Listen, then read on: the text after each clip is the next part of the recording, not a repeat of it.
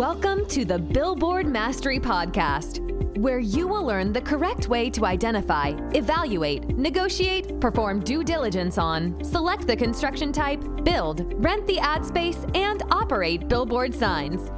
And now, here is your host, the guy that built from scratch the largest privately owned billboard company in Dallas-Fort Worth, Frank Rolfe.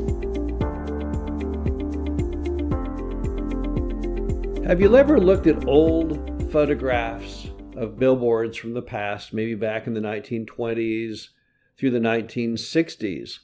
And have you ever noticed that a lot of the advertisers you see on those billboards no longer exist? And even some of the products they have on the billboards, you no longer see on billboards at all. The two most obvious, of course, are tobacco and liquor. They were the largest category of billboard advertisers for decades.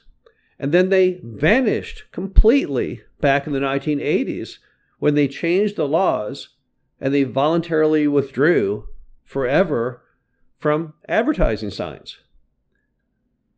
So it then begs the question, what attributes do we see that are consistent among advertisers from all the way back in the beginnings of time to the current day? This is Frank Rolfe with the Billboard Mastery Podcast. Now, when we think about the advertisers of days gone by, we have to remember that America has changed significantly since the advent of the sign in the 1920s. In the 1920s, we just started driving cars, for example. And telephones, if you were on the road, were payphones. Heck, even electricity was a relatively new thing, and there really wasn't air conditioning yet.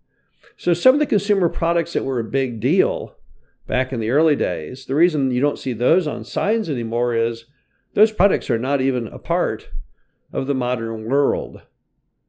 So a lot of products have come and gone. Maybe not in our lifetimes, but if you talk to someone who lived back in that era, you'll find that they saw many of the inventions today that we take for granted, which back then just didn't exist.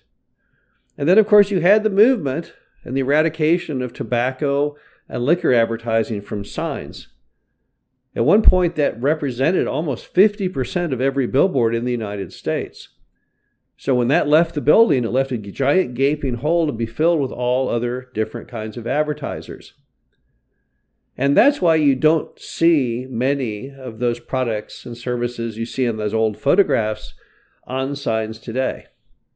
Yet there's a lot that has remained consistent between the two.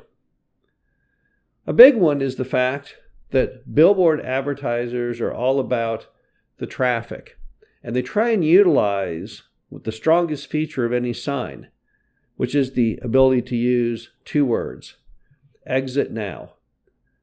Signs are the only point of purchase form of advertising that exists. Every other ad you may do, I don't care if it's online, newspaper, magazine, radio, TV, nothing is tied to your geographic proximity to the business. Now, you can get geofencing today on phones where an advertiser pays so that the phone is tracked, and when it might approach their business, they may get a pop-up text. But it's still not nearly as powerful as something right in your face as you're driving down the road with a big old 24-hour-a-day salesman in the form of the billboard screaming, exit now, exit now. So the ability to utilize the words exit now and the proximity of a business to your billboard is always going to be one of the most paramount, important ways that advertisers utilize a billboard to make money. So that hasn't changed one iota. Also, the types of advertisers you see on signs also remain kind of in the same basic subgroups.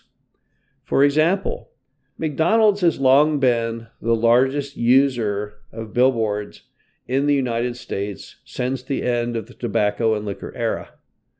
And if you look at a lot of old signs, you'll see they also were for restaurants. Now, many of those restaurants have long gone out of business. But nevertheless, restaurants has always been a good thing for billboards. Why is that? Because it hits you when you're in the proximity of the restaurant. You don't think much about the restaurant in advance. you get hungry, look at your watch, see that it's lunch or dinner time, then you start thinking, where can I go to eat? It's not like buying a car, buying a house, buying insurance, which is a bigger decision, which takes longer, that you can think about anytime, 24 hours a day. When it comes to dining, it's fairly much immediate and point of purchase related.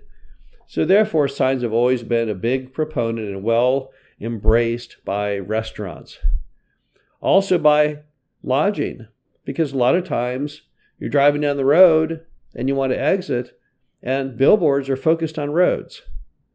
So as a result, anything that relates to vehicular traffic, lodging, truck stops, fuel stops, anything like that, that's always going to be another big billboard advertiser, because the very nature of the business ties to what the very nature of billboards relate to, which is the driving, whether it's in a car or a truck.